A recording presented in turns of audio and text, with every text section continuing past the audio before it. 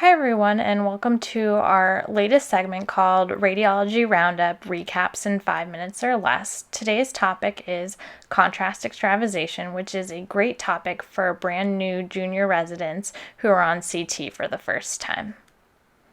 Contrast extravasation refers to the leakage of intravenously administered contrast media from the normal intravascular compartment into the surrounding soft tissues. It is a well-known complication of contrast-enhanced CT. Here we see that in the upper extremity on radiographs there is a high density, which can be attributed to a major extravasation of contrast. The site in which there's a highest percentage of leakage from venous access is in the places of the hand, wrist, foot, and ankle. Certain patients are also more at risk for extravasation, including those who cannot communicate adequately, such as infants, children, or patients with altered mental status or consciousness.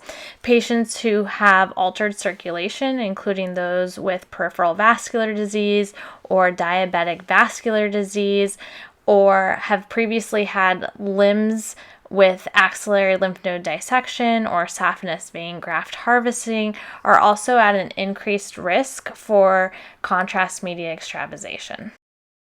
Here is an axial CT in which one can see that at the level of the liver there is a diminished or decreased brightness of the visceral organs. There is also a tremendous amount of streak artifact that is occurring.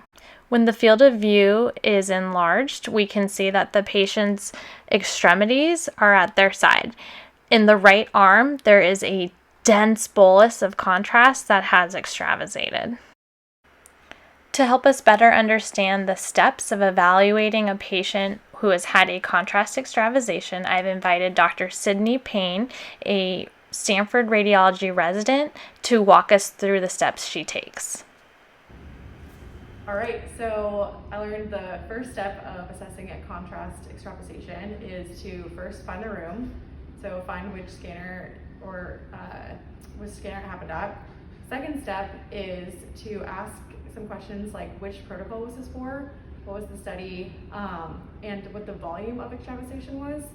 And then the third step is to start assessing the patient. So assess their strength, assess their pulses, assess their sensation, compare it to the other side, see if there's any swelling, if there's any skin changes, and then also to see if there's changes from when they first presented to the hospital.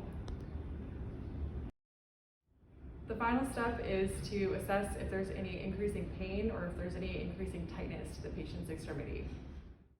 Dr. Payne makes some great points. Just to add some additional points of discussion and pearls, if this is a trauma patient, the technologist will ask you as the radiologist to think about re-injecting. What this means is providing an additional contrast bolus dose immediately. In the trauma setting, this is usually necessary as the exam is critical. If the exam is not as urgent, one could potentially send the patient back to the floor and notify the team of the contrast extravasation. You could then have a discussion of the risks and benefits of a non-contrast exam for this particular patient, or the team may want to wait and pursue a contrast examination at another time. There is no clear consensus regarding effective treatment for contrast medium extravasation. There's no clear evidence favoring the use of either warm or cold compresses. Some radiologists or institutions may use warm, while others may use cold compresses. Outpatients who have suffered a contrast media extravasation can be released directly from the radiology department after the radiologist is satisfied that the patient's symptoms have improved or new and worsening symptoms have not occurred.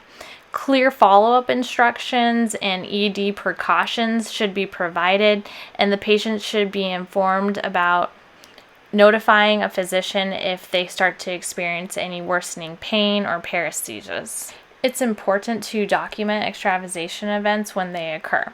This can be placed in the dictated imaging report of the obtained study. If the referring physician is notified, this documentation can also be placed in the dictated imaging report. Let's do a question. What is the extravasation volume for which surgical consultation is necessary and mandatory? The correct answer is E, no indicated volume. Surgical consultation needs should be based entirely on patient signs and symptoms. Next question. What is the earliest and most reliable sign of severe injury from contrast extravasation? The most reliable and earliest sign is severe and progressive pain. Well, that's a wrap on our very first Rad Roundup on the topic of contrast extravasation. If you have any ideas for future Rad Roundup topics, please let me know. And if you have any feedback, please don't hesitate to reach out to me. You can find me on Twitter at LindsayMarieMD.